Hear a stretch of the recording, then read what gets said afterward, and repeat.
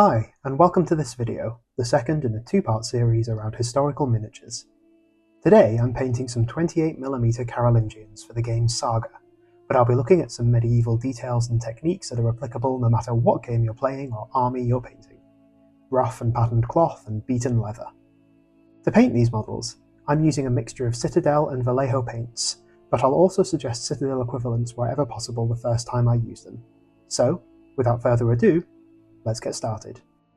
I assembled the models and talked about the sculpts in my previous video, which you can find here and linked below. However, I've left the shields off for now for ease of access, and will stick these on at the end. To start, I'm just going to prime the models with Wraithbone spray for a light base coat to work from. Through the magic of editing, there we are, ready to paint. Now, the messiest part of this model to paint is the armour, as we'll be washing it, but I'm actually going to start by painting the skin. Because the faces are beneath the helmets, it will be really hard to paint the faces and especially the necks once the metal is already painted, without spilling onto those parts I've already finished. To begin, I'm going to layer the skin with Kislev Flesh. Even over a pale base coat, you might need more than one layer for an even coverage, but just keep your paint thin, wait for the first layer to dry, and then apply a second as needed. Don't be tempted to keep going back over whilst the paint is wet, as you risk obscuring details. When that's dry, I'm going to wash the skin with Averland Flesh shade.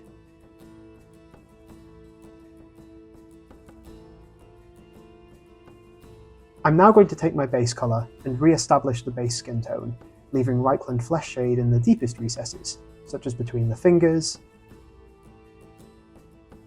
the eye sockets, and deepest areas of the face.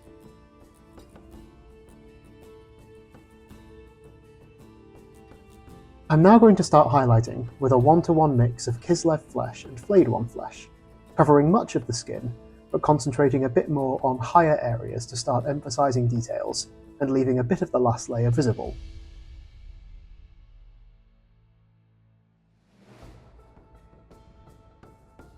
Then, the same thing with Flayed One Flesh, covering an even smaller area.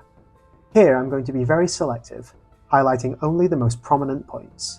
For example, I'm going to define the individual finger tendons on the hand,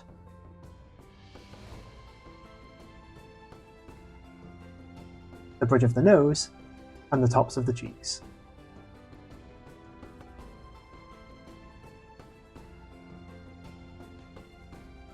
And finally, with Vallejo Ivory, I spot highlight the extreme points, just picking out the knuckles and tip of the nose, for example.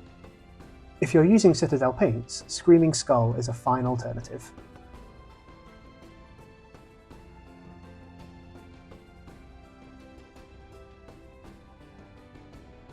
With the skin done, I paint the eyes, base coating them with white scar. And then for the pupils, I like to pick them out with black Templar contrast paint, as it flows a bit more easily than Abaddon Black, so is easier to control.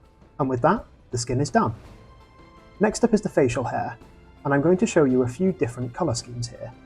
The first is a dark grey, beginning with a base coat of Abaddon Black, and being very careful not to get this over any of the skin you've just painted.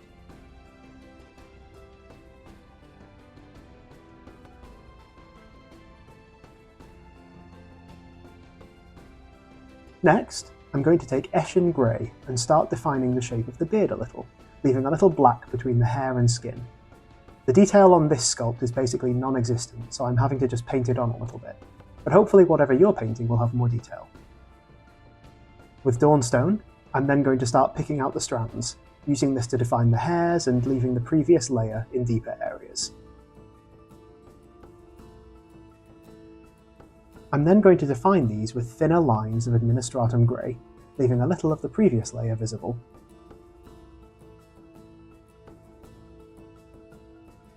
And finally, I'm going to spot highlight the most prominent points with Ulthuan Grey.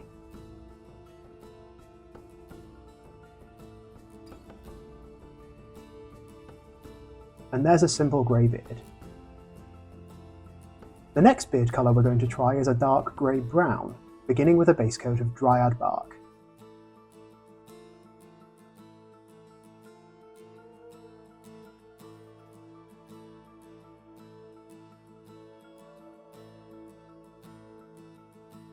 I'm I'm then going to add equal parts Dawnstone to the Dryad Bark and, similar to the last beard, use this to highlight the majority of the hair, leaving a little of the base coat between the hair and skin. With Dawnstone, I'm going to start highlighting individual strands of the beard,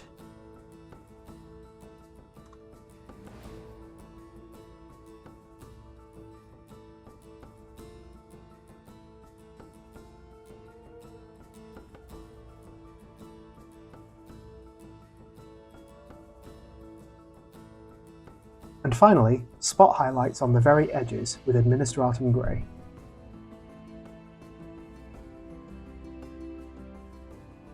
You can see how these two beards use mostly the same colours, but the base coat makes a huge difference to the finished appearance. For the final moustache, I'm going to go for that classic, almost Germanic blonde, starting with a base coat of 1:1 parts Averland Sunset and Scrag Brown. I'm then going to highlight this with pure Averland Sunset, trying to create the illusion of individual strands.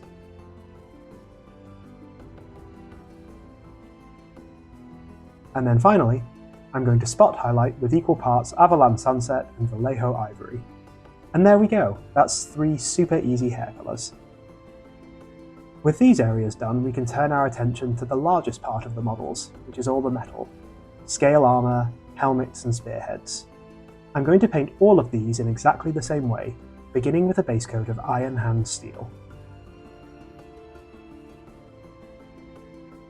Again, be very careful not to get this over anything you've just lovingly painted, and apply a second layer if needed.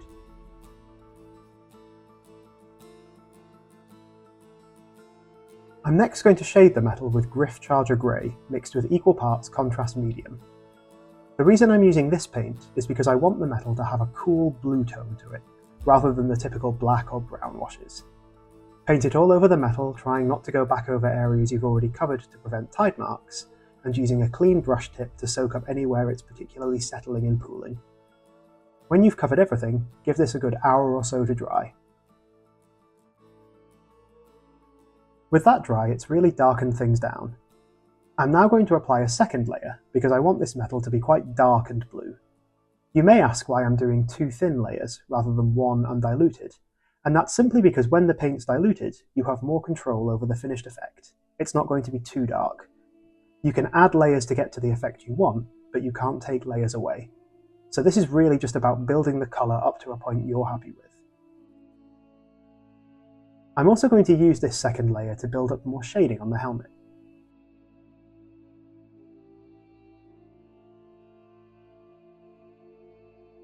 With the spearhead, you can also use this to create a pseudo true metallic metal effect, pushing the paint up to the top of the blade on one side and down towards the bottom on the other.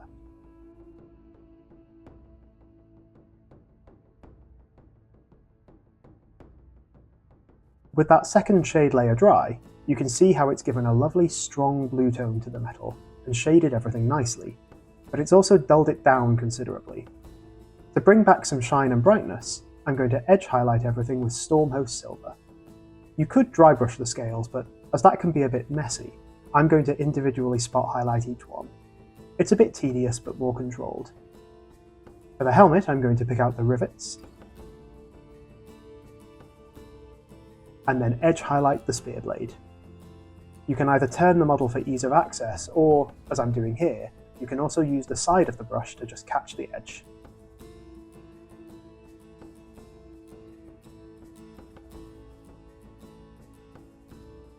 One final thing I'm going to do is add some scratches and lines to the helmet and blade in Stormhost Silver, giving the impression of battle and wear and use. How much you do here is up to you, but I always find that less is more.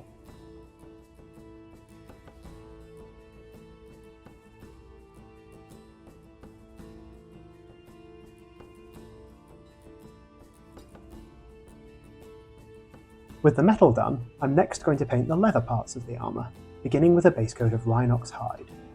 You might need more than one coat here. I'm also going to paint this around the collar and the dagger scabbard. I'm going to paint the various areas of leather differently, but all from the same base coat. I'm first going to highlight the leather clothing with equal parts Rhinox hide and Vallejo red leather, or Citadel Bugman's Glow. leaving a little bit of the base coat where the leather meets the armour.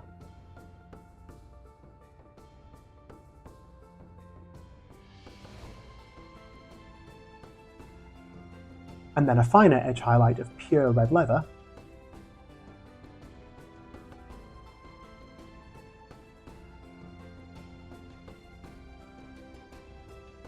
and finally, entirely optionally, a final small highlight of equal parts red leather and Averland Sunset.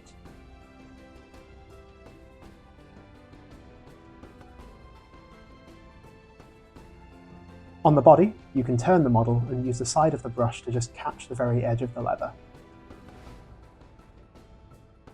For the dagger, I'm going to take the Rhinox hide base coat and add equal parts Vallejo's green ochre and highlight the scabbard. You could instead use Krieg khaki for this.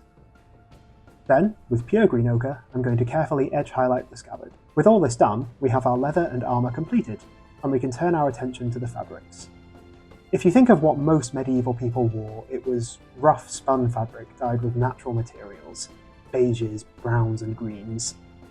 In this section, I'm going to show you how to paint fabric in 3 different colours: a blue, green, and slightly creamy undyed colour, and with these 3 colours we can mix and match across the figures. Concentrating on this figure, I'm starting with blue fabric, for which I'm going to base coat the area with rust grey.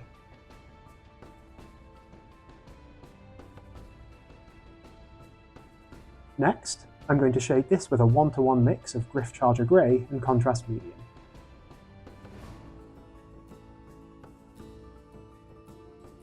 I'm going to use rust grey next to re-establish the base colour, leaving the folds and recesses shaded. To highlight, I'm going to first add a little blue horror into the rust grey, about a 2-to-1 mix, and start sketching out where the higher folds and areas are going to be. This first highlight is really just about defining where you want the lighter areas to be, and we'll build on that over the next steps.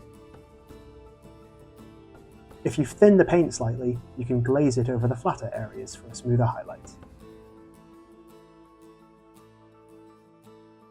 I'm then going to add some more blue horror for a roughly equal parts mix, and paint some thinner highlights over the previous, leaving some of the last colour visible.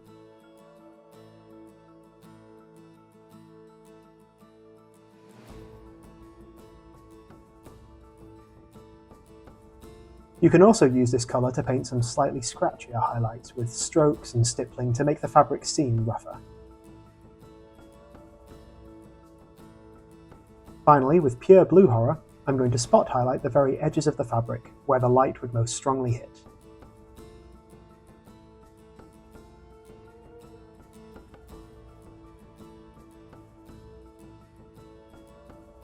And that's a really simple blue fabric.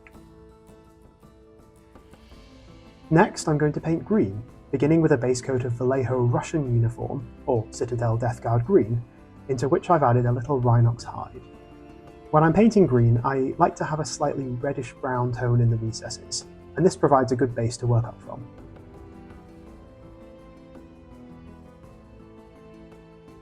With that dry, you can see the slight red-brown tint to the green. Next, with pure Russian uniform, I'm going to layer over most of the fabric, leaving only the deepest recesses shaded.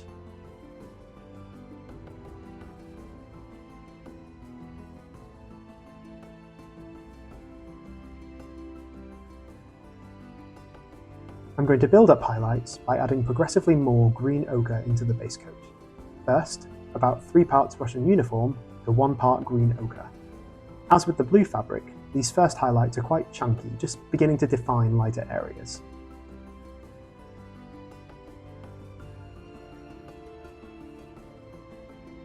Then, a slightly smaller highlight of about 2 parts to 1.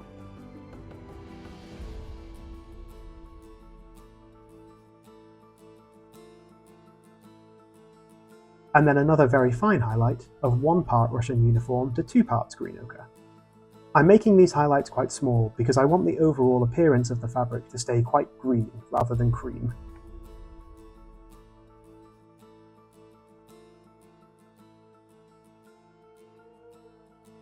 And then one last highlight on the very most prominent folds of pure green ochre.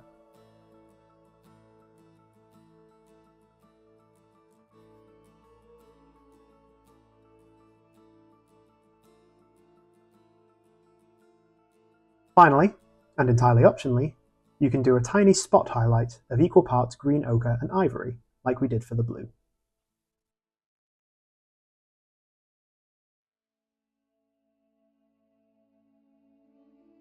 I'm just sticking with this figure for the final colour, that's going to be an approximation of effectively beige undyed cloth. To base coat this, I'm using a mixture of equal parts Steel Legion Drab and Rakarth Flesh.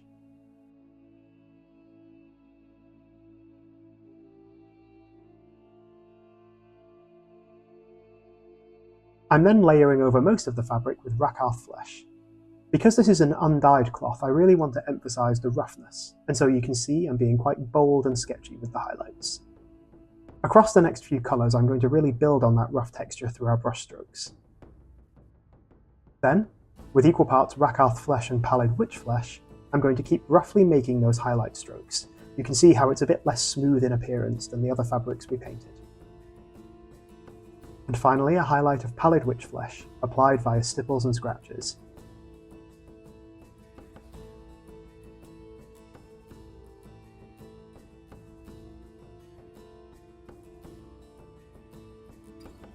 Now, that's your basic fabric completed, and these colours are usable for any real or fantasy medieval type figure. But sometimes you just want a little more detail, and this is the case with these figures, as they're going to be a Hearthguard for my Saga warband. So, I'm going to add some further interest and suggest wealth and importance through simple vertical stripes. With Khorne Red, I'm marking out some thick vertical stripes in the fabric, but they can be as thick or as thin as you want. Try of course to be careful. Thinning the paint slightly further here helps it to flow where you want it. You may find it easier to turn the model too.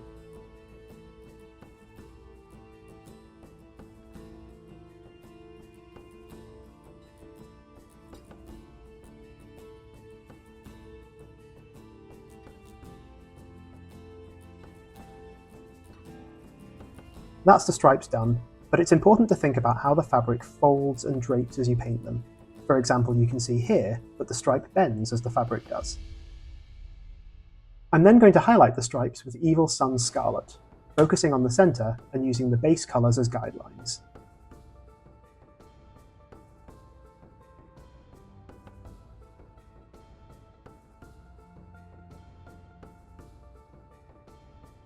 It's easier where there are folds, as you can use those to differentiate highlights from recesses.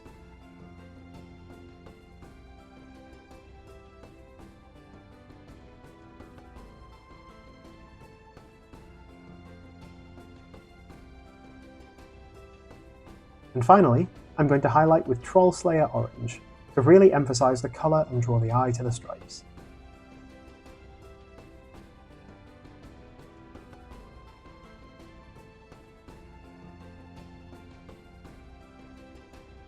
And with that done, it's a really simple effect, but it really makes the figures stand out. You can pick and choose whatever colours you want for the stripes really, like here where I've done blue on green, but it's really just about picking colours that contrast well, but tie in with the overall colour scheme of the model. You can see that by picking and choosing from the same selection of colours, but placed differently across different models, you end up with a group of figures that look unified and part of the same force, but also individuals. I'm going to base coat both the boots and spear hafts with Dryad Bark.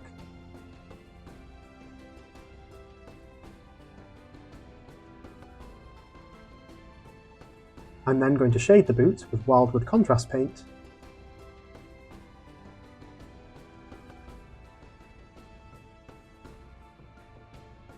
when that's dry, I'm going to start highlighting the boot leather with Vallejo Middle Brown, or equal parts Dryad Bark and Baneblade Brown,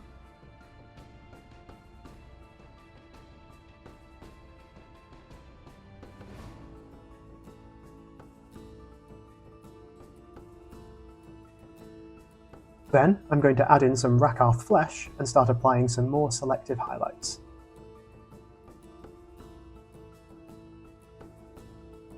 This is also where you can do some more of that stippling and pitting that helps the leather look warm.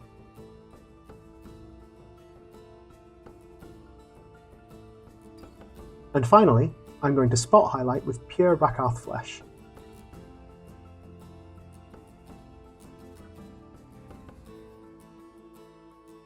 And also use this to paint on eyelets for the laces.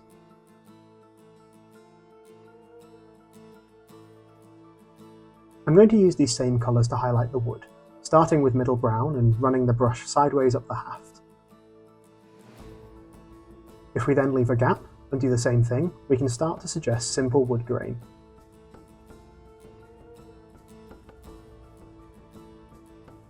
I'm then going to do the same with Rakarth Flesh, using the previous highlights as guidelines and working within those to make slightly thinner highlights.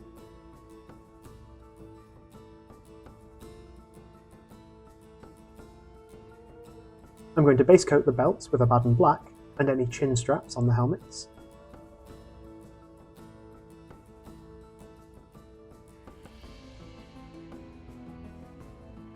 I'm then going to give the black a thick edge highlight with Eshin Grey, trying to leave some black in the centre.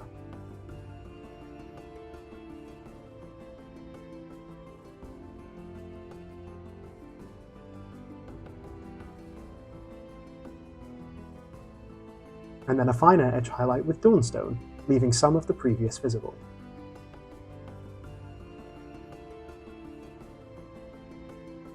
You can also use this to paint some vertical lines to suggest where the leather has cracked.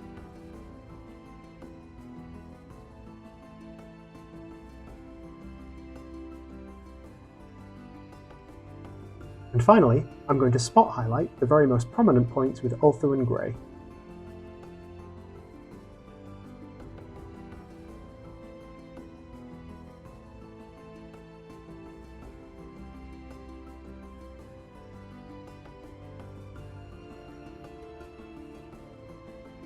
You can also do this where you've put the scratches in the leather just to emphasise those more.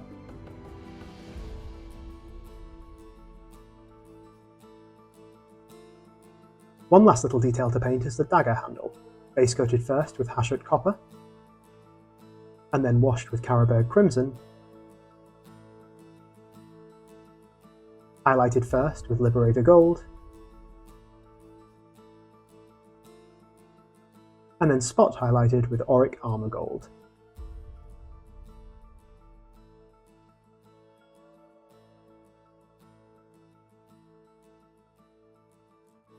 With the figures done, all that's left is the shields.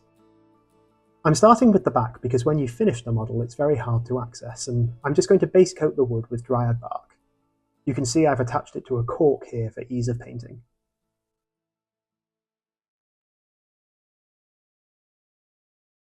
Next, I'm going to take some wildwood and panel line between the planks on the back to increase the contrast.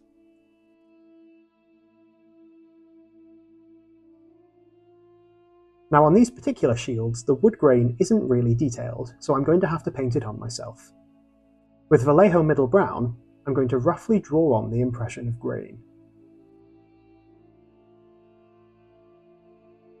One thing you can do to make it look more realistic, because grain isn't just straight lines, is to sweep it around like so to create eyes and knots. We're effectively faking the texture of wood here. I'm making these lines quite thick, as they'll serve as the guidelines for the next step. Next, with a 1-to-1 mix of Middle Brown and Rakarth Flesh, I'm going to draw within those first lines, a little finer, to emphasise the wood grain even further. Painting wood grain this way doesn't have to be scary, it's actually rather fun, treating the surface like a canvas rather than something 3D. You're creating the detail how you want it. Now the great irony is that we're going to all this trouble, but nobody will see the back of the shield when the model is fully assembled. But you'll know it's there.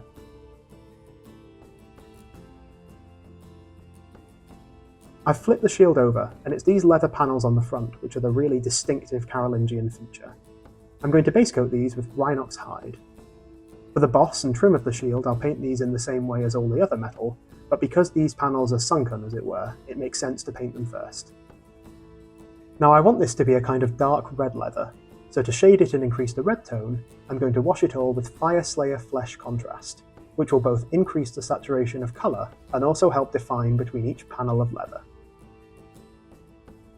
To actually paint the panels, there's really no great trick to this, it's just an exercise in patience, because it's basically a lot of glazing.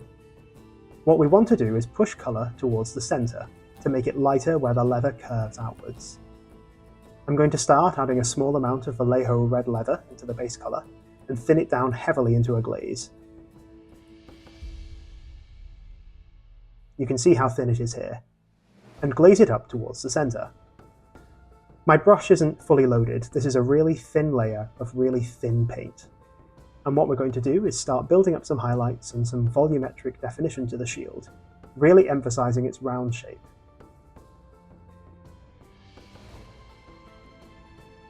Because the layer was so thin, you can see how quickly it dries, but also how subtly. You can barely see a difference after one layer. I'm just going to build up multiple layers in the same way to gradually develop that colour. When each layer is fully dry, I'm also going to move slightly further up. You can see I started the first layer there, and the second layer here, and repeat. When these two are dry, I'm going to add in a little more red leather and start slightly further up, and then a little more, until I'm working with basically pure red leather, keeping the paint really thin throughout. At this point I'm working with maybe equal parts both paints, pushing the paint where it needs to go and keeping each layer thin, and crucially allowing each layer to dry before the next. Those are really the keys to glazing. It's a lot less daunting than it initially seems. What I like to do is have the paint side by side there on the palette, so I can control the amount I'm mixing in each time.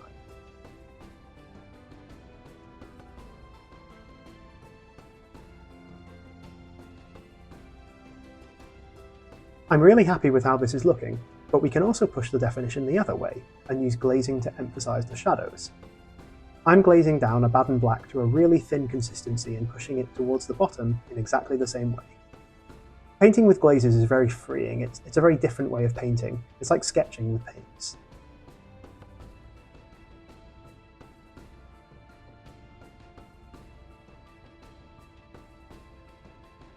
You can also use this to emphasise the panel lines even further. Just play around with the paint as much as you want.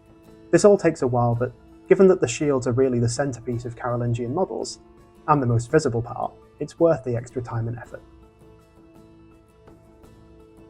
One last thing you can do is take the brightest mixture you made, and just take a very fine brush, and add some scratches and stippling, especially towards the bottom where the shield is darker, similar to how we did with the armour, again to simulate dirt and battle damage.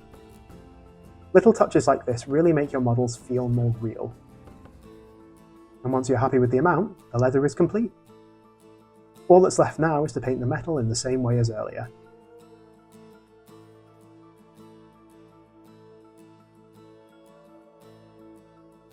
I've put two shields side by side here to show how the finished fronts and backs look together. Now we just need to stick them on, and we're finished. And there we are, your finished models. The techniques and colours I've shown here are usable not just for medieval miniatures, but really anything where coloured fabrics and worn leather are called for. I really hope you enjoyed this video. I'm planning to do more historical content in the future, so do please leave a comment below if there's anything you'd particularly like to see. Also let me know if you liked this two-part format. Otherwise please do like and subscribe, it really means a lot and helps the channel grow, and I'll see you next time.